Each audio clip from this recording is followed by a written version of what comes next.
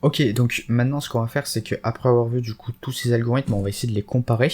On va aussi utiliser le random forest. Donc le random forest, qu'est-ce que c'est en fait? Bah en fait c'est un peu une généralisation, on va dire, du decision tree. Donc c'est-à-dire qu'en fait on va faire plein d'arbres de décision, et on va essayer de sélectionner ceux qui sont le plus intéressants, et on va voir un peu leurs paramètres qui sont intéressants, donc qui évitent qu'ils soient du coup trop en surapprentissage et qui donnent quand même une bonne accuracy. Voilà, donc en fait c'est ça que ça fait, c'est que ça fait plein d'arbres et ça voit en fait lesquels sont intéressants. Et donc c'est plutôt lui qu'on va utiliser ici. Donc ce qu'on va faire, c'est que du coup tout d'abord il va falloir tous les charger, nos algorithmes. Donc on va utiliser du coup la logistic regression, le Gaussian, naive Bayes, SVM, tree du coup non finalement on n'utilisera pas vu qu'on utilise du random forest. On utilise aussi QDA et LDA. Voilà. Et du coup on va les comparer. Et ce qu'on va faire, c'est qu'on va faire du coup de la validation croisée, où à nouveau ce qu'on va faire, c'est qu'on va prendre notre jeu de données, donc X et Y du coup, on va le diviser en 10 paquets, ok, donc vous imaginez 10 paquets, donc voilà, donc ça c'est notre premier paquet, hop, ça c'est effacé, ça c'est notre deuxième, ça c'est notre troisième, etc. Ce qu'on va faire, c'est qu'on va prendre un paquet du coup pour l'évaluation, donc c'est à dire que après avoir entraîné notre algorithme, on va du coup le tester sur ces données, et on va évaluer du coup ce score. Et les 9 paquets restants seront du coup les données utilisées pour l'entraînement. Donc en plus le truc qui est bien, c'est que du coup on a 90% de nos données qui sont utilisées pour de l'entraînement, donc ce qui permet d'avoir une vaste gamme de données. Donc ce qui a peut-être un peu changé du trend test split qu'on avait jusqu'à maintenant, où on avait 80% des données je crois qui étaient utilisées. Attendez, faut que je remonte pour voir. Il me semble qu'en général, je prends 80% des données pour l'entraînement. 268 sur 700. Ouais, c'est ça, ça doit être à peu près, dans les 20%, je pense. Donc voilà, du coup là ce qu'on aura, c'est on aura 90% des données et 10% pour le test. Donc c'est pas grave de pas avoir beaucoup de données pour le test. Enfin si, ça peut l'être un petit peu parce qu'on peut avoir du coup, on peut se rendre compte qu'avec plein de données de test on a des anomalies. Mais là on a quand même 10% de 700, presque 800 données. Donc en vrai c'est quand même pas mal. Et donc, du coup, pour la première itération, on va dire par exemple qu'on va utiliser ce paquet pour les tests. Ensuite, à la deuxième itération, donc on va faire 10 fois en fait du coup des entraînements. On va 10 entraînements par algorithme. Au deuxième entraînement, on va utiliser ce paquet pour le donner test, et les autres on va utiliser pour l'entraînement, etc. Et à chaque fois, on va prendre du coup un paquet différent à chaque entraînement pour le test. Chaque paquet, on prend à chaque fois pour chaque itération, chaque entraînement, 9 paquets sur 10 pour l'entraînement et 1 pour le test, et à chaque fois ça change, on change du coup les paquets qui serviront pour le test, et donc du coup on change un peu les paquets aussi pour l'entraînement, ce qui permet du coup de réduire un petit peu le hasard en fait dû à la sélection aléatoire en fait des données pour l'entraînement et les tests. Et là je dis 10 parce que ici notre nombre de splits c'est 10. Ensuite ce que je vais faire, c'est que pour mes données, mes labels pardon, je vais leur donner des noms, donc dans target names, donc du coup il y aura pas de diabète et diabète. Voilà. Et donc aussi ce qu'on fait, c'est que on crée du coup une liste de tuples qui va contenir nos modèles. Donc du coup la première valeur c'est le nom en chaîne de caractères, et le deuxième c'est la classe en fait qui correspond en fait à notre algorithme, qui est la classe qu'on instancie, c'est du coup notre algorithme, donc logistic regression, random forest, SVM, Gaussian naive Bayes, quadratic discriminant analysis, linear discriminant analysis, et on stockera aussi les résultats et les noms du coup à chaque fois. Donc du coup, qu'est-ce qu'on va faire ici? Donc pour chaque nom et modèle du coup dans models, donc du coup ça c'est une boucle itérative où on itère à travers un itérable en fait qui contient deux valeurs à chaque fois. Donc en fait on itère dans des tubes, donc du coup on peut récupérer deux valeurs vu que ce sont des tubes, donc le nom et le modèle. Donc du coup on fait notre validation croisée. Donc du coup le nombre de splits c'est 10. On met shuffle à true. Random state c'est pour avoir le même seed en fait de random, c'est-à-dire le même comment on pourrait dire ça, vu que c'est généré aléatoirement, si on veut essayer d'avoir les mêmes types d'aléatoires, on peut préciser un random state. Voilà. Ensuite on fait CV results, donc on récupère du coup les résultats, donc on entraîne du coup sur X et YR, donc notre jeu de données en fait de base, en mettant CV, donc cross validation scaffold ici, et on récupère aussi les scores.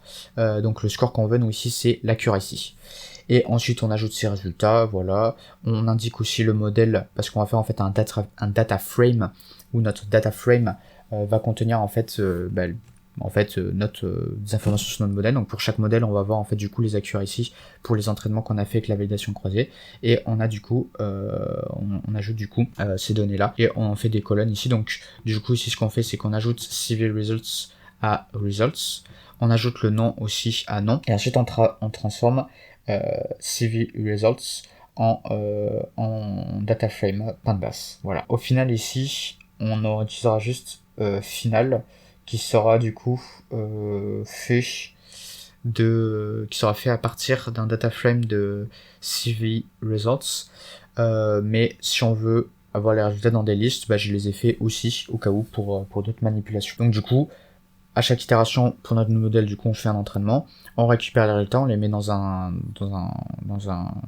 le transforme en data frame pandas, et ensuite à la fin, avant de passer à l'itération suivante, on ajoute ce nouveau data frame à notre variable data frame, du coup, qui contient tous nos data frames, et à la fin, on va concaténer tous ces data frames pour avoir un seul et unique data frame.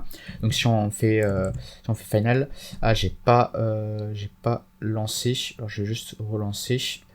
X is not defined, c'est normal, c'est parce que il faut que je lance aussi ici, hop, voilà, donc là on devrait être bon. Donc du coup je vais descendre jusqu'en bas, on revoit en même temps les arbres et tout, hop, comparaison, ok, donc voilà du coup tout ce qu'on a. Comme on peut le voir, en fait, à chaque fois, 10 lignes en fait pour la logistic regression, 10 lignes pour random forest. C'est normal, en fait, c'est tout simplement chaque entraînement en fait de notre cross validation. On a fait 10 entraînements à chaque fois. Donc du coup on a 10 données, voilà. Bon, c'est un petit peu le bordel, mais on a tout en fait, voilà, dans ce data frame. Et ensuite ce qu'on va faire, c'est qu'on va tout réunir en fait sous forme d'un graphe, et voilà du coup ce qu'on a. Donc ici ce que j'ai fait, c'est que j'ai fait un diagramme moustache, on appelle ça, ou un box plot, où en gros là c'était box plot en fait de l'accuracy. Donc ce que ça veut dire, c'est que là vous voyez, on a des rectangles, donc ça c'est la plus petite valeur, donc ça veut dire que c'est l'accuracy la plus petite qu'on a obtenue pour l'algorithme LDA. Donc sur les 10 entraînements qu'on a fait, on en a eu un, le plus petit, il avait une valeur de, je sais pas, 0,67. Ça c'est le premier quartile, donc ça veut dire 25% des entraînements ont un score inférieur ou égal à 0,64, allez on va dire 0,75 pour la LDA. Ça c'est la médiane, donc 50% des valeurs ont un score inférieur ou égal à 70%, on va dire. Et ça c'est le troisième quartile, c'est-à-dire que 75% des valeurs ont un score de 82%, 81% ou moins. Et ça c'est la plus grande valeur, donc c'est-à-dire la plus grosse accuracy qu'on ait eue. Et ça c'est sur les données de test, ok. Donc c'est-à-dire que ça c'est intéressant parce que c'est sur les données en fait qui n'ont pas été utilisées pour l'entraînement. Et donc ça, ces points ici, c'est des valeurs on va dire extrêmes. Donc ça c'est en fait c'est par rapport à la manière dont on construit un boxplot.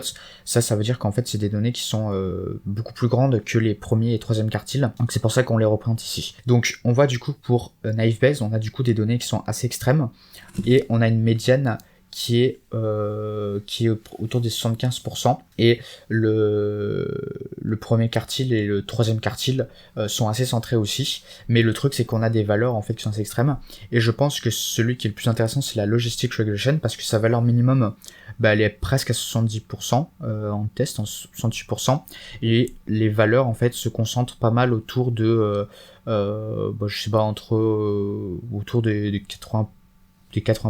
Alors ça c'est pas une moyenne, c'est une médiane, mais on voit que la médiane elle est quand même ici, et le premier quartile il est ici. Vous voyez, donc on a quand même donc ici ça veut dire que 25% des entraînements nous ont donné moins de 0,75, nous ont donné moins de 50, un peu moins de 75% en accuracy, mais le reste a donné quand même quelque chose de pas mal.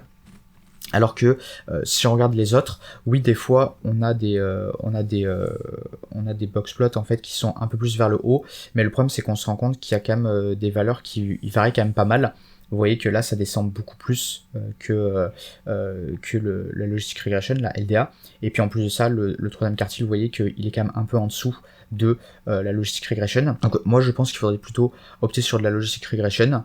Après bien évidemment il reste encore des défauts, mais c'est pour essayer d'avoir un peu une petite conclusion à tout ce qu'on vient de faire. Donc moi je dirais qu'il faudrait partir sur la logistic regression parce que on a quand même pas mal de données, enfin on a pas mal d'entraînements qui nous ont donné en fait des résultats en tests qui sont quand même assez satisfaisants par rapport aux autres, ou les autres je trouve que ça varie un peu beaucoup plus, même si on peut quand même noter que la LDA aussi, ça donne des trucs qui sont pas trop mal, même si la valeur minimum est un peu plus élevée, je trouve, que celle de la logistique regression.